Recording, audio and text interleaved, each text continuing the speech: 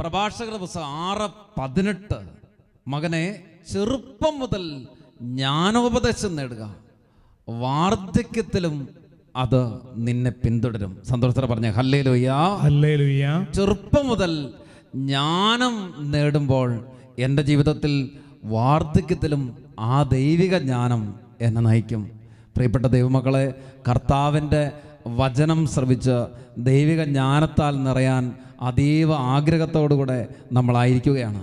Joel പ്രവചനത്തിൻ്റെ 2:28 വചനത്തിൽ കർത്താവ് വാഗ്ദാനം ചെയ്തിട്ടുണ്ട്, അവസാന നാളുകളിൽ എല്ലാ മനുഷ്യരുടെ മേലും എൻ്റെ ആത്മാവിനെ ഞാൻ വർഷിക്കും. ദൈവത്തിൻ്റെ പരിശുദ്ധാത്മാവ് സകല വ്യക്തികളിലും വ്യാപരിക്കും. കൊച്ചുകുട്ടികളിൽ, യുവതി യുവാക്കളിൽ, വൃദ്ധരായവരിൽ, സകലരുടെ മേൽ വ്യാപരിക്കുന്ന ഒരു ദൈവിക അഭിഷേകമാണ്. നമ്മുടെ ഹൃദയനിലങ്ങളിലേക്ക് ദൈവവചനത്തിൻ്റെ വിത്ത് വിതയ്ക്കപ്പെടുന്ന ഈ അനുഗ്രഹിക്കുന്ന നിമിഷങ്ങളിൽ പരിശുദ്ധാത്മാവിൻ്റെ വലിയൊരു അഭിഷേകം നമ്മൾ അറിയാതെ നമ്മുടെ ജീവിതത്തിലേക്ക് വ്യാപരിക്കും. അതിനനിവാര്യമായിരിക്കുന്നത് വിശ്വാസത്തോടുകൂടെ കർത്താവിന് മുമ്പിൽ വ്യാപരിക്കുക എന്ന് മാത്രമാണ്. അപ്പോൾ ലിദിയായുടെ ഹൃദയം തുറന്നതുപോലെ തന്നെ കർത്താവ് നമ്മുടെ ഹൃദയം തുറന്നു തരും. ദൈവവചനം ശ്രവിക്കാൻ, ദൈവവചനം ആഴപ്പെടാൻ കർത്താവ് തൻ്റെ ആത്മാവിലൂടെ നമ്മളെ അനുഗ്രഹിക്കും. ഒന്ന് എഴുന്നേറ്റ് നിൽക്കാം. നല്ല ആഗ്രഹത്തോടും തീക്ഷ്ണതയോടും കൂടെ ദൈവമക്കൾ ഒരുമിച്ച് ചേർന്ന് ഹൃദയം ചേർത്ത് വെച്ച് ആത്മാവിൽ ജ്വലിക്കുന്ന ഒരു നിമിഷമാണിത്. തൻ്റെ ശുശ്രൂഷയ്ക്കായിട്ട് തിരഞ്ഞെടുക്കുന്ന കർത്താവ്, ഈ ലോകത്തിൽ തൻ്റെ സാക്ഷികളായി മാറാൻ ക്രൈസ്തവ ജീവിതത്തിലേക്ക് വിളിച്ച കർത്താവ് അവിടുത്തെ ആത്മാവിനെ അനുഗ്രഹമായി, സഹായമായി നമുക്ക് നൽകുന്നുണ്ട്. സ്നേഹത്തോടെ സ്വീകരിക്കാം. മിഴികൾ പൂട്ടി, കൈകളൊന്ന് കൂപ്പി ദൈവവിചാരത്തോടെ നമുക്ക് നിമിഷങ്ങളിൽ പ്രാർത്ഥിക്കാം. മനസ്സിനെല്ലാവരും ഏകാഗ്രമാക്കട്ടെ. ദൈവത്തിൻ്റെ ശക്തിയായ പരിശുദ്ധാത്മാവ് ഈ എൻ്റെ ഉള്ളിലേക്ക് ഇപ്പോൾ വന്നു നിറയണം. ഇത് ഹൃദയത്തിന് വലിയൊരു ദാഹമായിട്ട് മാറണം. ദാഹിക്കുന്ന ഓരോ വ്യക്തികളിലേക്കും ജീവജലത്തിൻ്റെ അരുവി ഒഴുകുന്നുണ്ട്. ദൈവത്തിൻ്റെ ആത്മാവ് വചനമായി, കൂദാശയായി, ദൈവസ്നേഹമായി, സഹോദര സ്നേഹമായി, പരിശുദ്ധാത്മ ഫലങ്ങളായി വന്ന് നിറയുന്നുണ്ട്. ആഗ്രഹത്തോടെ എല്ലാ ദൈവമക്കളും പ്രാർത്ഥിക്കാൻ 2 കരങ്ങൾ ഉയർത്തട്ടെ. തീക്ഷ്ണതയോടെ ദൈവത്തെ ആരാധിക്കുന്ന സമയമാണ്. ത്രിത്വൈക ദൈവത്തെ ആരാധിക്കണം. യേശുക്രിസ്തുവിൻ്റെ വാഗ്ദാനമായ പരിശുദ്ധാത്മാവ്, പിതാവിൽ നിന്ന് പുറപ്പെടുന്ന പരിശുദ്ധാത്മാവ് നിൻ്റെ ജീവിതത്തെ, നിൻ്റെ കുടുംബത്തെ ഇപ്പോൾ നിറയ്ക്കും. നിൻ്റെ പ്രവർത്തന മേഖലകളെ ഇപ്പോൾ പൂരിതമാക്കും. ഒരു പുതിയ അഭിഷേകത്തിലേക്ക് നീ ഉണരും. ഒരു പുതിയ പ്രകാശത്താൽ നീ പൂരിതമാകും. ആഗ്രഹത്തോടെ 2 കരങ്ങൾ ഉയർത്തി തീക്ഷ്ണതയോടെ ഒന്ന് സ്തുതിക്കട്ടെ. ഹല്ലേലൂയ, ഹല്ലേലൂയ, ഹല്ലേലൂയ, ഹല്ലേലൂയ, ഹല്ലേലൂയ. പരിശുദ്ധാത്മാവേ, വചനം ശ്രവിക്കുന്ന ഞങ്ങളുടെ ജീവിതങ്ങളിലേക്ക് അത്ഭുത ശക്തിയായി അവിടുന്ന് ഇപ്പോൾ വ്യാപരിക്കണമേ. ആരാധന, ആരാധന, ആരാധന, ആരാധന, ആരാധന, ആരാധന, ആരാധന, ആരാധന, ആരാധന, ആരാധന. ആത്മശക്തി നിറയട്ടെ. ഓരോ വ്യക്തികളും ഇപ്പോൾ പരിശുദ്ധാത്മാവിൽ പൂരിതമാകട്ടെ. പരിശുദ്ധാത്മാഭിഷേകം അപ്പോസ്തലന്മാരിലേക്ക് നിറഞ്ഞതുപോലെ തന്നെ, പരിശുദ്ധമ്മയിൽ നിറഞ്ഞതുപോലെ തന്നെ ഇപ്പോൾ പ്രാർത്ഥിക്കുന്ന, വചനം ശ്രവിക്കുന്ന, വിശ്വസിച്ച് ദാഹിക്കുന്ന എല്ലാ മനുഷ്യരിലേക്കും വ്യാപരിക്കട്ടെ. ആരാധന, ആരാധന, ആരാധന, ആരാധന, ആരാധന. ഹല്ലേലൂയ, ഹല്ലേലൂയ, ഹല്ലേലൂയ.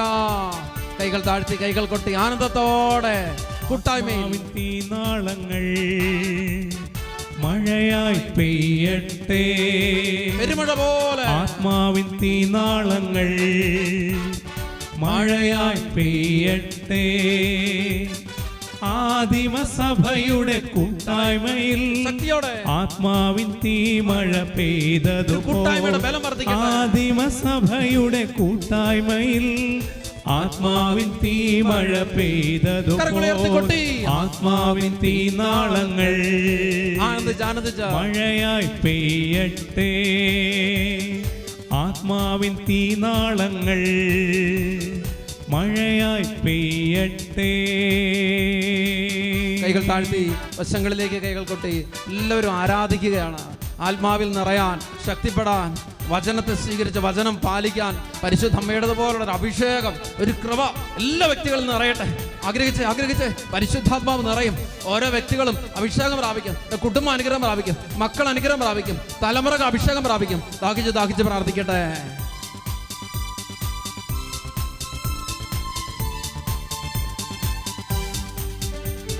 വചനം ഘോഷിക്കുമീ വേളയിൽ, നിന്നാമം പാടുമി കൂട്ടായ്മയിൽ. വചനം ഘോഷിക്കുമീ വേളയിൽ, നിന്നാമം പാടുമി കൂട്ടായ്മയിൽ. ആത്മാവിൻ തീനാളങ്ങൾ മഴയായി പെയ്യട്ടെ. ആത്മാവിൻ തീനാളങ്ങൾ മഴയായി പെയ്യട്ടെ. കരങ്ങൾ വീശി ഹല്ലേലൂയ, ആമേൻ. ഹല്ലേലൂയ, ശക്തിയോടെ ഹല്ലേലൂയ, രണ്ട് കരങ്ങൾ സ്വർഗത്തിലേക്ക് ഉയർത്തി ആത്മശക്തിയാൽ പൂരിതരാകാനുള്ള ദാഹത്തോടെ എല്ലാ ദൈവമക്കളും വിവിധ ഇടങ്ങളിലായിരുന്നുകൊണ്ട് ഒരു കൂട്ടായ്മയുടെ ഐക്യത്തോടെ സ്തുതിക്കട്ടെ. ഹല്ലേലൂയ, ഹല്ലേലൂയ, ഹല്ലേലൂയ, ഹല്ലേലൂയ, ഹല്ലേലൂയ, ഹല്ലേലൂയ, ഹല്ലേലൂയ, ഹല്ലേലൂയ, hallelujah.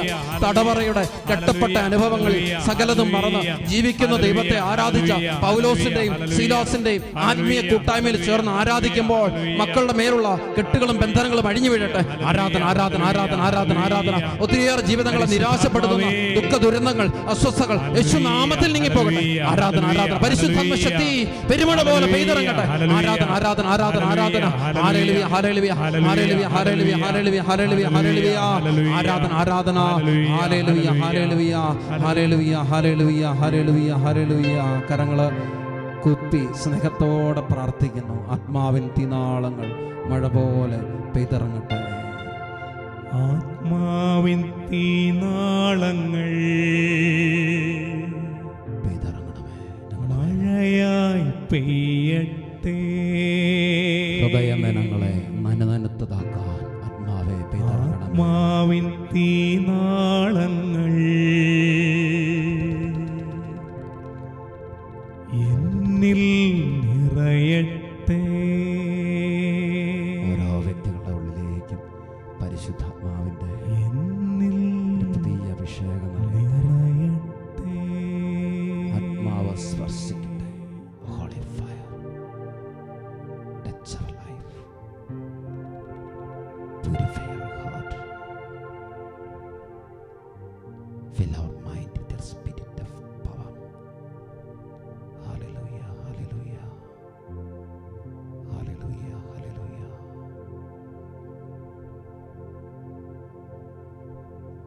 Praise the Lord. Praise the Lord. ഹല്ലേലൂയ. ഹല്ലേലൂയ. നമുക്കിരിക്കാം. ഞങ്ങൾ 5 മക്കളാണ്. 4 ആൺപിള്ളേരുള്ളത് കൊണ്ട് വെല്ലുമ്മച്ചി അമ്മച്ചിയോട് പറയും, അന്നമ്മേ നിനക്ക് ആൺപിള്ളേർ 4 ഒരെണ്ണത്തിന് നീ പട്ടത്തിന് വിടണം കേട്ടോ. ഇതിങ്ങനെ അമ്മച്ചി പറയും എന്നോട്. ഇത് 4 ഉണ്ട്, ഒരെണ്ണം പട്ടത്തിന് വേണം. 3 ഇങ്ങനെ അതിങ്ങളുടെ വഴിക്ക് പോയി. പിന്നെ ഉള്ളതാരാ? ഈ ഉള്ളവനാ. അതുകൊണ്ട് എന്തായി? ആ വാക്കുകളുടെ പൂർത്തീകരണമായിട്ട് വെല്ലുമ്മച്ചിയുടെ ഒരാഗ്രഹമായിട്ടൊക്കെ ആയിരിക്കാം. അതിലുപരി അമ്മച്ചിയുടെ ജീവിതത്തിൽ നിന്ന് കിട്ടിയ കുറേ നന്മകളൊക്കെ ആയിട്ടായിരിക്കാം. എന്തായാലും കർത്താവിൻ്റെ ഒരു ഹിതമാണ് എന്നുള്ളത് വെളിപ്പെടുത്തപ്പെടുന്നതാണ്. സത്യം പറഞ്ഞാൽ ഈ കാലഘട്ടങ്ങളിൽ ദൈവത്തിൻ്റെ വചനം പ്രസംഗിക്കാൻ വേണ്ടിയിട്ട് ദൈവം തിരഞ്ഞെടുത്ത ഈ എളിയദാസൻ എന്ന് വിശ്വസിക്കുക. സ്നേഹത്തോടെ പറയാവോ? Hallelujah, hallelujah. ഇവിടെ അതിന് പിന്നില് ഇങ്ങനെ വല്യമ്മച്ചിയുടെ ഒരു വാക്കുകൾ നിൽക്കുന്നു എന്ന് പറയുമ്പോഴും ഞാൻ ഓർക്കുന്നത് അതിന് പര്യാപ്തമായിട്ട് ദൈവം ചില കാര്യങ്ങൾ ക്രമീകരിച്ചത് ഓർക്കുക. കാരണം എൻ്റെ കുടുംബത്തെക്കുറിച്ച് ചിന്തിക്കുമ്പോൾ ഇന്ന് വരെ ആ കുടുംബത്തിൽ ഒരു സന്ധ്യാപ്രാർത്ഥന ഇല്ലാതിരുന്ന ദിനത്തെക്കുറിച്ച് ഞാൻ എത്ര ഓർക്കാൻ ശ്രമിച്ചിട്ടും എനിക്ക് സാധിച്ചിട്ടില്ല. അപ്പം അത് എൻ്റെയോ എൻ്റെ മാതാപിതാക്കളുടെയോ പ്രത്യേക ഒരു ശ്രേഷ്ഠതയായിട്ട് പോലും എനിക്ക് കാണാൻ പറ്റുന്നില്ല കേട്ടോ. മറിച്ച് അത് ദൈവം കരുണയോടെ തന്ന ഒരു ദാനമായിട്ട് മാത്രമേ ഞാനതിനെക്കുറിച്ച് വിശ്വസിക്കുന്നുള്ളൂ. പ്രിയപ്പെട്ടവരെ, ദൈവം തരുന്ന ചില അനുഗ്രഹങ്ങളെ നമ്മൾ തിരിച്ചറിയുമ്പോൾ അത് ഭൗതികമായ സമ്പത്തിനും നേട്ടങ്ങൾക്കും അപ്പുറത്തേക്ക് നിൽക്കുന്ന ചില കാര്യങ്ങളാണെന്ന് വെളിപ്പെട്ട് കിട്ടുക. തോബിത്തിന്റെ പുസ്തകത്തിൽ 4-ാം അധ്യായം അതിന് 21-ാം വചനത്തിൽ തോബിത്ത് തോബിയാസിനോട് പറയുന്നൊരു കാര്യമുണ്ട്. മകനെ, നമ്മൾ ദരിദ്രരായതിൽ നിനക്ക് ആദി വേണ്ട. നിനക്ക് ദൈവത്തോട് ഭക്തി ഉണ്ടായിരിക്കുകയും നീ പാപത്തിൽ നിന്ന് പിന്തിരിയുകയും അവിടുത്തേക്ക് പ്രീതികരമായത് അനുഷ്ഠിക്കുകയും ചെയ്താൽ നമുക്ക് ധാരാളം സമ്പത്ത് കൈവരും. ശ്രദ്ധിക്കണേ, എങ്ങനെയാണ് സമ്പത്ത് കൈവരിക? ഓരോ മാതാപിതാക്കളും സകല മക്കളും ഇങ്ങോട്ട് ശ്രദ്ധിച്ചേ. അതായത് നിനക്ക് ദൈവത്തോട് ഭക്തി ഉണ്ടായിരിക്കണം ഒന്നാമതായിട്ട്. രണ്ടാമതൊന്ന്, നീ പാപത്തിൽ നിന്ന് പിന്തിരിയണം. മൂന്നാമതൊന്ന്, ദൈവത്തിന് പ്രീതികരമായത് നീ അനുഷ്ഠിക്കണം. സ്നേഹത്തോടെ പറയാമോ ഹല്ലേലൂയ? ഹല്ലേലൂയ. ഈ തീരുമാനം എടുത്തുകൊണ്ടൊന്ന് പറയാമോ വലതുകരം ഉയർത്തി ഹല്ലേലൂയ? ഹല്ലേലൂയ. കൈ ഒന്ന് വീശിക്കൊണ്ട് ഉറക്കെ പറയാമോ ഹല്ലേലൂയ? ഹല്ലേലൂയ. പ്രിയപ്പെട്ട ദൈവമക്കളെ, റോമാലേഖനത്തിന് 10:12 പൗലോസ്ലീഹ ഓർമ്മിപ്പിക്കുന്നുണ്ട്, തന്നെ വിളിച്ചപേക്ഷിക്കുന്ന എല്ലാവരുടെയും മേൽ കർത്താവ് തൻ്റെ സമ്പത്ത് വർഷിക്കും. തന്നെ വിളിച്ചപേക്ഷിക്കുന്ന എല്ലാവരുടെയും മേലെ കർത്താവ് വർഷിക്കുന്ന എന്താണ്? തൻ്റെ സമ്പത്ത്. എന്താണത്? ദൈവത്തിൻ്റെ സമ്പത്ത്, ദൈവത്തിൻ്റെ കൃപയാണ്, ദൈവത്തിൻ്റെ ജ്ഞാനമാണ്, ദൈവത്തിൻ്റെ ആത്മാവാണ്, ദൈവത്തിൻ്റെ പുതിയ അഭിഷേകമാണ്. ഇത് സ്വീകരിക്കാനായിട്ട് മനസ്സുള്ള സകലർക്കും സകലതും കൂട്ടിച്ചേർത്ത് നൽകപ്പെടും. അതുകൊണ്ടാണ് കർത്താവ് പറഞ്ഞിട്ടുള്ളത്, നിങ്ങൾ ആദ്യം അവിടുത്തെ രാജ്യവും നീതിയും അന്വേഷിക്കുക, അതോടൊപ്പം മറ്റുള്ളവയെല്ലാം കൂട്ടിച്ചേർത്ത് നൽകപ്പെടും. അപ്പം നോക്കിക്കേ, ദൈവത്തിൻ്റെ നീതി അത് ദൈവകാരുണ്യമാണ്. ദൈവത്തിൻ്റെ രാജ്യം അത് ദൈവേഷ്ടം നിറവേറ്റപ്പെടലാണ്. അത് നീ ആഗ്രഹിച്ച് നിന്റെ ജീവിതത്തെ ദൈവവചനത്താൽ ഒന്ന് പരുവപ്പെടാൻ വേണ്ടി വിട്ടുകൊടുക്കാൻ നിനക്ക് മനസ്സുണ്ടോ? എന്നാൽ പിന്നെ നിനക്ക് സമ്പത്തുണ്ട്. നീ ഇന്ന് കാണുന്ന ദാരിദ്ര്യാവസ്ഥയോ നിന്റെ ദുഃഖങ്ങളോ നിന്റെ വിഷമതകളോ നിന്റെ പ്രശ്നങ്ങളോ ഒന്നും അല്ല മകനെ, മറിച്ച് നിന്റെ ജീവിതത്തിൽ നിനക്കുള്ള സമ്പത്ത് എന്ന് പറയുന്നത് ദൈവാനുഗ്രഹമാണ്. വിശ്വസിച്ച് പറ ഹല്ലേലൂയ. ഞാൻ ഓർക്കുന്നുണ്ട്, ഈ നാളുകളിൽ ഒരു സഹോദരൻ എന്നോട് പറയാ, അച്ഛാ ഞാനും കുടുംബമായിട്ട് ഇന്ന് സന്തോഷിച്ച് ജീവിച്ചു പോകുന്നുണ്ട്. കഷ്ടതയും ദാരിദ്ര്യമൊക്കെ ഒത്തിരി ഉണ്ടച്ഛ, എന്നാലും ഞങ്ങൾക്ക് ഒരു പ്രത്യേക ആനന്ദമുണ്ട്. മാതാപിതാക്കളെ ഓർക്കുമ്പോൾ ഒരു സന്തോഷമുണ്ട്. അപ്പം മരിച്ചതിൻ്റെ ആണ്ടിന് കുർബാന ചെല്ലിക്കാൻ വന്നപ്പോൾ പറഞ്ഞതാ. കാരണം എന്താണെന്നറിയോ? ഈ അപ്പൻ എന്നോട് പറയാണ്, അച്ഛാ എൻ്റെ ചാച്ചൻ ഒരുപാട് സമ്പത്തൊന്നും സമ്മാനിച്ചു തന്നില്ല, കുടിച്ചും കൂത്താടി നശിപ്പിച്ചൊന്നും കളഞ്ഞില്ല. പക്ഷേ എല്ലാവർക്കും വീതിച്ച എല്ലാ ഉത്തരവാദിത്വം നിർവഹിച്ചു കഴിഞ്ഞപ്പോഴും അധികമൊന്നും ഉണ്ടായിരുന്നില്ല ഞങ്ങൾക്ക്. പക്ഷേ അപ്പം തന്ന ഒന്നുണ്ട്, അത് ദൈവവിശ്വാസം. അത് നന്നായിട്ട് ജീവിക്കാനായിട്ടുള്ള ഒരു പ്രേരണയാണ്. സ്നേഹത്തോടെ പറഞ്ഞ ഹല്ലേലൂയ. പ്രിയപ്പെട്ടവരെ, അപ്പം നോക്കിക്കേ, എന്താ സമ്പത്ത്, എന്താ സമ്പത്ത്. ഈ നാളുകളിലെ ന്യൂജൻ മാതാപിതാക്കൾക്കൊരു ചിന്തയുണ്ട്. എന്താണെന്നറിയാമോ? കുഞ്ഞുങ്ങൾ ഉണ്ടാകുന്നതിന് മുമ്പ് ആദ്യ രാത്രി തന്നെ പ്ലാനിങ് തുടങ്ങും. എന്ത്? ഒന്നാമത്തെ കുഞ്ഞിനെ ആരാക്കണം, അത് വലിയ ഡോക്ടറാക്കണം. പിന്നെ രണ്ടാമത്തെ കുഞ്ഞിനെ ആരാക്കണം, അത് അതിനെക്കാട്ടിനും പൈസ ഉണ്ടാക്കുന്ന വേറെന്തെങ്കിലും കാര്യങ്ങൾക്ക് വേണ്ടി വിടണം. ഇങ്ങനെ ഓരോരുത്തരെ കുറിച്ച് ഓരോ കാര്യങ്ങൾ പ്ലാൻ ചെയ്യാൻ നോക്കണേ. കുഞ്ഞൊന്നും ഉണ്ടായിട്ടില്ല, അതിനു മുമ്പ് തുടങ്ങി പ്ലാനിങ്. എന്താ കാരണം? ധനസമ്പാദനത്തിനുള്ള വഴികൾ അന്വേഷിച്ചുകൊണ്ടിരിക്കുക. എന്നിട്ട് ഇങ്ങനെ ഒന്നൊന്നായിട്ട് പല വഴിക്ക് ധനം ഇങ്ങനെ സമ്പാദിച്ചു വെച്ചിട്ട് എന്താ ചെയ്യാൻ? ഒന്നുമില്ല. കുറച്ചൊക്കെ അതിൻ്റെതായ ആഡംബരത്തിൽ സുഖ സൗകര്യങ്ങളിലുമൊക്കെ ജീവിച്ച് ഈ ലോകത്തിൽ നിന്ന് മണ്ണടിഞ്ഞു പോവും. ചിലപ്പോൾ ഒരു സന്തോഷം ഉണ്ടാകത്തില്ല. മക്കൾ ഒരെണ്ണം അമേരിക്ക കിടക്കുക, വേറൊരെണ്ണം ഇംഗ്ലണ്ടിൽ കിടക്കുക. സ്ഥിതി നോക്കിയേ, അപ്പനും അമ്മയ്ക്കും ഇവിടെ വല്ല സുരക്ഷിതത്വം ഉണ്ടോ? ഇവിടെ വല്ല സമാധാനമുണ്ടോ? അവരെ ഓർത്തുള്ള ആദി, മക്കൾക്ക് ഇവരെ ഓർത്തുള്ള ആദി, അങ്ങനെ കുറേ ആദി മാത്രം ബാക്കി നിൽക്കുക.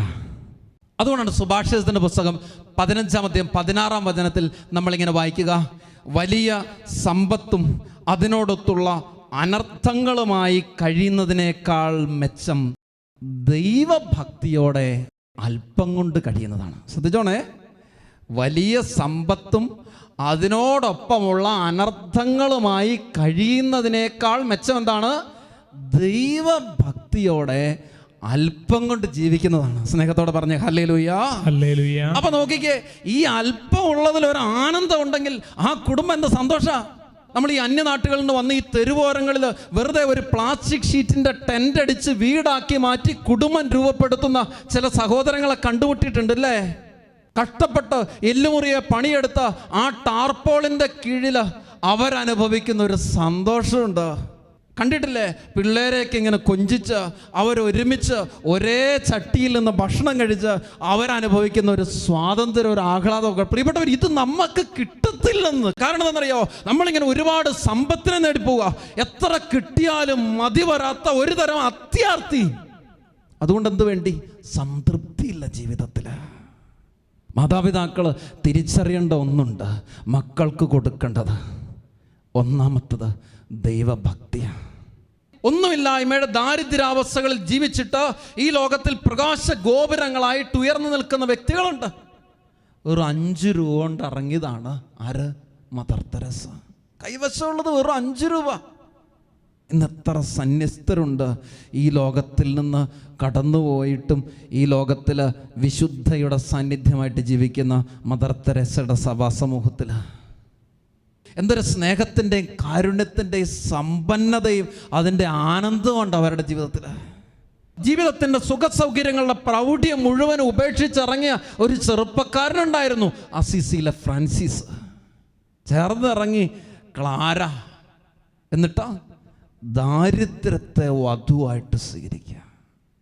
എന്തൊരു പ്രകാശമാണ് ആ ജീവിതങ്ങൾക്കൊക്കെ. കാലങ്ങൾ കഴിഞ്ഞു, അവർ മരിച്ചു മണ്ണടിഞ്ഞെന്ന് മാനുഷിക ചിന്തയിൽ പറഞ്ഞ, പക്ഷേ ഇന്നും ഇങ്ങനെ ആഹ്ലാദത്തോടെ ജീവിക്കല്ലേ. അസീസി എന്ന് പറയുമ്പോൾ നമ്മുടെ ഉള്ളിലൊക്കെ ഒരു കത്തലുണ്ട്. എന്തതിന് കാരണം? ഈ ലോകത്തിൻ്റെ സമ്പത്തിനപ്പുറത്തേക്ക് ദൈവവിചാരത്തിൻ്റെ സമ്പത്തിനെ ചങ്കോട് ചേർത്ത് പിടിച്ച് ഇങ്ങനെ ജ്വലിച്ചവരവർ. പ്രിയപ്പെട്ട ദൈവമക്കളെ, നമുക്കിന്നില്ലാതെ പോകുന്ന ഈ ആനന്ദം, ഒരുപാട് സമ്പാദിച്ചു കൂട്ടിയിട്ടും ഒത്തിരി നേടിയെടുത്തിട്ടും ഒന്നും ഒരു സംതൃപ്തിയില്ല, ഒരാനന്ദമില്ല, ഒരു ചെറിയ സന്തോഷം പോലില്ല. എപ്പോഴും ഇങ്ങനെ വിഷാദിച്ചും നിരാശപ്പെട്ടും അങ്ങനെ ഗതികേട് കൊണ്ട് ജീവിച്ചു പോവുക. എന്തൊരു സ്ഥിതിയായത്. നമുക്ക് വേണ്ടത് എന്താണ്? നമുക്ക് വേണ്ടത് ദൈവിക സമ്പത്താണ്. മാതാപിതാക്കൾ തിരിച്ചറിയണേ, മക്കളുടെ ജീവിതങ്ങളിലേക്ക് കൈമാറ്റം ചെയ്ത് കൊടുക്കാനായിട്ടുള്ളത് ബാങ്കിൽ ഡിപ്പോസിറ്റ് ചെയ്തിട്ടുള്ള വൻ തുകകളോ മേടിച്ചിട്ടിരിക്കുന്ന ഒരുപാട് സ്ഥലങ്ങളോ മറ്റെന്തെങ്കിലും നേട്ടങ്ങളോ അല്ല എന്ന്. അതുണ്ട് കേട്ടോ, ഇല്ലാന്ന് അച്ഛൻ പറയുന്നില്ല. പക്ഷേ കൂടെ ചേർത്ത് കൊടുക്കേണ്ട ഒന്നുണ്ട്. എന്താണെന്നറിയാവോ? അതാണ് ഒന്നാമതായിട്ട് ദൈവഭക്തി. സങ്കീർത്തനം 111:10 നമ്മളിങ്ങനെ വായിക്കുക. ദൈവഭക്തിയാണ് ജ്ഞാനത്തിൻ്റെ ഉറവിടം. പറഞ്ഞേ ഹല്ലേലൂയാ. ഹല്ലേലൂയ. വീണ്ടും സുഭാഷിതത്തിൻ്റെ പുസ്തകം 8:11, ദൈവഭക്തി തിന്മയെ വെറുക്കലാണ്. അപ്പം ജ്ഞാനത്തിൻ്റെ ഉറവിടമാണ് ദൈവഭക്തി, തിന്മയെ വെറുക്കലാണ് ദൈവഭക്തി. വീണ്ടും സുഭാഷിതം 14:27, ദൈവഭക്തി ജീവൻ്റെ ഉറവയാണ്. അപ്പം ശ്രദ്ധിച്ച്, ഒരപ്പൻ്റെ അമ്മയുടെ ജീവിതത്തിൽ ഈ ദൈവഭക്തി ഉണ്ടാകുമ്പോൾ മക്കളിലേക്ക് കൈമാറ്റം ചെയ്യപ്പെട്ട് കൊടുക്കുകയാണ്. എന്തിനു വേണ്ടിയിട്ട്? ദൈവിക ജ്ഞാനം ലഭിക്കാൻ, ജീവൻ്റെ ഉറവ കണ്ടെത്താൻ, തിന്മയെ വെറുക്കാൻ ഒരു പ്രത്യേക അഭിഷേകം തോബിയാസിലേക്ക് പകർന്നു കൊടുത്തതുപോലെ ഈ കാലഘട്ടങ്ങളിൽ പരിശുദ്ധാത്മാവിൻ്റെ യഥാർത്ഥ ജ്ഞാനമുള്ള നന്മയുള്ള മാതാപിതാക്കൾ തങ്ങളുടെ മക്കളിലേക്ക് ഇങ്ങനെ കൈമാറ്റം ചെയ്യപ്പെട്ട് കൊടുക്കുന്ന ഈ ആത്മീയതയുടെ സമ്പത്ത് പോലെ കൈമാറ്റം ചെയ്യപ്പെട്ട മക്കളിലേക്ക് കൊടുക്കാൻ കരുത്തുള്ള സമ്പത്തായ ദൈവഭക്തി, ദൈവിക ജ്ഞാനം ഉണ്ടാകണം. അതാണ് പരിശുദ്ധാത്മാവ്. സന്തോഷം പറ ഹല്ലേലൂയാ. വലതുകരം ഉയർത്തി നല്ല ശക്തിയോടെ പറഞ്ഞേ ഹല്ലേലൂയാ. പ്രിയപ്പെട്ട മാതാപിതാക്കളെ, ഇത് പകർന്നു കൊടുത്താൽ ഒരു മുക്കാല ഭാഗം ജീവിതത്തിന് ആനന്ദമായില്ലേ? ഞാൻ ഓർക്കാണ്, എത്ര സന്തോഷത്തോടു കൂടെയാണ് ചില മക്കളുടെയൊക്കെ ജീവിതങ്ങളെ നോക്കിക്കാണുക. തിന്മയിലേക്ക് വ്യതിചലിക്കാനായിട്ട് അവർക്ക് ഇഷ്ടമില്ല. തെറ്റായ ബന്ധങ്ങളിൽ ഏർപ്പെടാൻ അവർക്ക് പറ്റത്തില്ല. ഒരു ലഹരിയുടെ വ്യാമോഹങ്ങളിലേക്ക് ആരെങ്കിലും പ്രേരിപ്പിച്ചാൽ അപ്പം തന്നെ അതിലേക്ക് മറിഞ്ഞു വീഴുന്ന പ്രവണത അവർക്കില്ല. കാരണം എന്താണ്? അവർക്ക് കുടുംബത്തോടുള്ള പ്രതിബദ്ധതയുണ്ട്. അവർക്ക് തങ്ങളെ വളർത്തിയ മാതാപിതാക്കളോടുള്ള ഒരു ബന്ധമുണ്ട്. ഇതില്ലാതെ പോകുന്ന മക്കളെന്താ? അവർക്ക് ദൈവിക ഭക്തിയോ ദൈവിക ജ്ഞാനോ മാതാപിതാക്കൾ പകർന്നു കൊടുക്കാതെ പണം ഉണ്ടാക്കാനായിട്ടുള്ള വഴികൾ മാത്രം ഉപദേശിച്ചു കൊടുത്ത് ആ വഴിയിലൂടെ മാത്രം തള്ളിവിട്ടിട്ടുള്ളത് കൊണ്ട് അതിനെക്കുറിച്ചുള്ള ചിന്ത മാത്രമേ ഉള്ളൂ. ശരിയല്ല അച്ഛൻ ഈ പറയുന്നേ. പറഞ്ഞേ ഹല്ലേലൂയ. ഹല്ലേലൂയ. രണ്ടാമതൊന്ന് മാതാപിതാക്കൾ പകർന്നു കൊടുക്കേണ്ടതാണ് പാപത്തിൽ നിന്ന് ഓടികളാനായിട്ടുള്ള വഴികൾ. അതാണ് ദൈവിക ജ്ഞാനം. ഞാൻ 9:17, കർത്താവേ, അങ്ങ് ജ്ഞാനത്തെയും പരിശുദ്ധാത്മാവിനെയും ഉന്നതത്തിൽ നിന്ന് നൽകുന്നില്ലെങ്കിൽ അങ്ങയുടെ ഹിതം ആരറിയും? അപ്പോൾ ദൈവം സമ്പത്തായിട്ട് മാറണമെന്ന് കർത്താവിൻ്റെ പക്കലെത്തുന്ന ഒരു ചെറുപ്പക്കാരനുണ്ട്. ചോദ്യം, രക്ഷ പ്രാപിക്കാനായിട്ട് എന്താ വഴി? ഞാൻ പ്രമാണങ്ങളൊക്കെ പാലിക്കുന്നുണ്ട്. കർത്താവ് എന്താ പറഞ്ഞത്? നീ പോയി നിനക്കുള്ളത് വിറ്റ് ദരിദ്രർക്ക് കൊടുത്തേച്ചുവാ, എന്നിട്ട് എന്നെ അനുഗമിക്കുക. അപ്പം നോക്കിക്കേ, നിൻ്റെ ജീവിതത്തിൽ സമ്പത്തായിട്ട് നീ കരുതുന്ന ഭൗതിക നേട്ടത്തിൻ്റെ പർവ്വതത്തെ നീ വിറ്റുകളയണം. എന്നിട്ട് നിനക്ക് അനാവിയും യാവേയും എന്ന് പറഞ്ഞാൽ ദൈവം മാത്രം സ്വന്തമായിട്ടുള്ളവർ, ദൈവത്തെ സ്വന്തമാക്കി ചേർത്ത് പിടിക്കുന്നവർ, ആത്മാവിൽ ദരിദ്രരായിട്ടുള്ള ജീവിതമാക്കി മാറ്റുക. മൂന്നാമതൊന്ന് വചനം പാലിക്കുന്ന ജീവിതത്തിൻ്റെ സമ്പത്ത് കൊടുക്കുക എന്നുള്ളതാണ്. തൻ്റെ അമ്മയെക്കുറിച്ച് ഈശോ പറയുന്നൊരു കാര്യമുണ്ട്. എന്താണത്? ആരാണ് എൻ്റെ അമ്മ? ദൈവ വചനം കേട്ടത് പാലിക്കുന്നവളാണ് അമ്മ. എന്ത് സുന്ദരാണ്. അപ്പൊ എന്താണ് ഈശോയുടെ ജീവിതത്തിൻ്റെ സമ്പത്ത്? ഈശോയുടെ ജീവിതത്തിൻ്റെ സമ്പത്ത് എന്ന് പറയുന്നത് പിതാവിൻ്റെ ഹിതം നിറവേറ്റുന്ന, പിതാവിനോട് ബന്ധം പുലർത്തുന്ന ഒരു ജീവിതത്തിൻ്റെ സമ്പന്നതയാണ്. അത് ഇവിടുന്ന് കിട്ടിയതാണ്, ഈ അമ്മയുടെ അടുത്തുനിന്ന്. അപ്പൊ അമ്മമാരെ, മക്കൾക്ക് എന്നാ കൊടുക്കണം? അമ്മമാരും മക്കൾക്ക് കൊടുക്കേണ്ടതേ ദൈവവചനം കേട്ട് പാലിക്കാനായിട്ടുള്ള മാതൃകയാണ്. അതിന് കോംപ്രമൈസുകൾ ഉണ്ടാക്കി കൊടുക്കരുത്. നീ മാർക്ക് മേടിച്ചാൽ മതി, അത് കോപ്പി അടിച്ചാണേലും എന്നാ ചെയ്താണേലും കുഴപ്പമില്ല എന്ന് പറഞ്ഞു കൊടുക്കരുത്. നീ പണം സമ്പാദിച്ചാൽ മതി, അത് ഏത് കുറുക്കൊഴിക്കാണെങ്കിലും അപ്പം പറഞ്ഞു കൊടുക്കരുത്. മറിച്ച് ധാർമ്മിക അല്ലാത്ത ഒന്നും നമ്മുടെ വീട്ടിൽ കയറ്റരുതെന്ന് പറയണം. പ്രിയപ്പെട്ട മാതാപിതാക്കളെ, ഇത് പഠിപ്പിച്ചു കൊടുക്കേണ്ടത് നിങ്ങളുടെ കടമയാ. ഇതല്ലാതെ മറ്റെന്ത് സമ്പത്താണ് കൊടുക്കാനായിട്ടുള്ളത്? ഈ നാളുകളിൽ ഭീകര പ്രവർത്തനങ്ങളും അസ്വസ്ഥതകളും ലോകത്ത് ഉടലെടുക്കുമ്പോൾ അതിനെ ഇങ്ങനെ വിരൽ ചൂണ്ടി പഴി പറഞ്ഞിട്ട് കാര്യമില്ല. മറിച്ച് തിരിച്ചറിയേണ്ടത്, എൻ്റെ കുടുംബത്തിൽ, എൻ്റെ ജീവിതത്തിൽ എന്ത് വ്യതിയാനം ഞാൻ വരുത്തണമെന്ന്. ദൈവം സമ്പത്തായിട്ടുള്ള, ദൈവിക ജ്ഞാനം കരുത്തായിട്ടുള്ള ഒരു ജീവിതത്തെ, ഒരു കുടുംബത്തെ കെട്ടിപ്പടുത്ത അത് അടുത്തുള്ള ഏത് പ്രൗഢ ഗംഭീരത്തോടെ ഉയർന്നു നിൽക്കുന്ന ഭവനത്തെക്കാൾ കരുത്തുള്ള ജീവിതവും കരുത്തുള്ള ഭവനവുമാക്കി നിന്റെ ഭവനത്തെ മാറ്റും. അവിടെയാണ് വചനം പഠിപ്പിക്കുക. ദൈവഭക്തിയിൽ ദൃഢതയും തീഷ്ണതയും ഇല്ലാത്തവന്റെ കുടുംബം തകരും. ദൈവഭക്തിയിൽ ദൃഢതയും തീഷ്ണതയുമുള്ള കുടുംബമാണോ നിന്റേത് എങ്കിൽ അത് എത്ര ഉയർന്ന ഗോപുരങ്ങളെക്കാൾ സുദൃഢമായിട്ട് നിലനിൽക്കുന്ന ഒന്നായിട്ട് മാറും. കാരണം അവന്റെ ആശ്രയം കർത്താവില. സുഭാഷിതം 18:10, കർത്താവിൻ്റെ നാമം ബലിഷ്ഠമായ ഒരു ഗോപുരമാണ്, നീതിമാൻ അതിലോടിക്കയറി സുരക്ഷിതനായിട്ട് കഴിയുന്നു. അതുകൊണ്ട് നിന്റെ ഭവനം കർത്താവിൻ്റെ നാമം പേറുന്ന യഥാർത്ഥ സുരക്ഷിതത്വത്തിൻ്റെ ഒരിടമായിട്ട് മാറും. നീ ദൈവത്തിൽ ആശ്രയിച്ച് ഒരു ജീവിതം നയിക്കുമ്പോൾ. സങ്കീർത്തനം 125:1-2, കർത്താവിൽ ആശ്രയിക്കുന്നവൻ അചഞ്ചലമായി എന്നേക്കും നിലനിൽക്കുന്ന സിയോൻ പർവ്വതം പോലെയാണ്. പ്രിയപ്പെട്ട ദൈവമക്കളെ, നമ്മുടെ ജീവിതത്തിൻ്റെ സമ്പത്തും കരുത്തും ബലവും എന്ന് പറയുന്നത് കർത്താവാണ്. കർത്താവാണ് എൻ്റെ കോട്ടയും എൻ്റെ അഭയസ്ഥാനവുമെന്ന് ഓരോ മക്കളുടെയും ജീവിതത്തിലേക്ക് ശക്തമായ സന്ദേശം പതിയണം. ഓരോരുത്തരും ജീവിതത്തെ ഒന്ന് ക്രമപ്പെടുത്താനായിട്ടുള്ള തീരുമാനമെടുക്കണം. ഈ വചനം ശ്രവിച്ചുകൊണ്ടിരിക്കുന്ന നിമിഷങ്ങളിൽ ഓരോ മക്കളും ചിന്തിക്കണം, എൻ്റെ ജീവിതത്തിലേക്ക് സമ്പാദിക്കേണ്ട സമ്പത്ത് എന്ന് പറയുന്നത് ദൈവാനുഗ്രഹം. ഓരോ മാതാപിതാക്കളും ചിന്തിക്കണം, മക്കളിലേക്ക് പകർന്നു കൊടുക്കേണ്ടതായ നന്മ എന്ന് പറയുന്നത് ദൈവഭക്തിയാണ്, ദൈവിക ജ്ഞാനമാണ്, വചനം പാലിക്കാൻ ഉതകുന്ന ഒരു ജീവിതമാണ്. ഇത് പകർന്നു കൊടുക്കാൻ സാധിച്ചാൽ ഒരു കുടുംബം ദൈവസന്നിധിയിൽ അനുഗ്രഹിക്കപ്പെട്ട തിരുക്കുടുംബമായിട്ട് രൂപാന്തരപ്പെടും. ദൈവം സമ്പത്തായുള്ള നന്മയുള്ള തിരുക്കുടുംബങ്ങൾ രൂപപ്പെടുവാൻ എല്ലാ അനുഗ്രഹങ്ങളും കർത്താവ് നൽകട്ടെ. നമുക്ക് പ്രാർത്ഥിക്കാം, ദൈവാനുഗ്രഹങ്ങൾ നേടാം.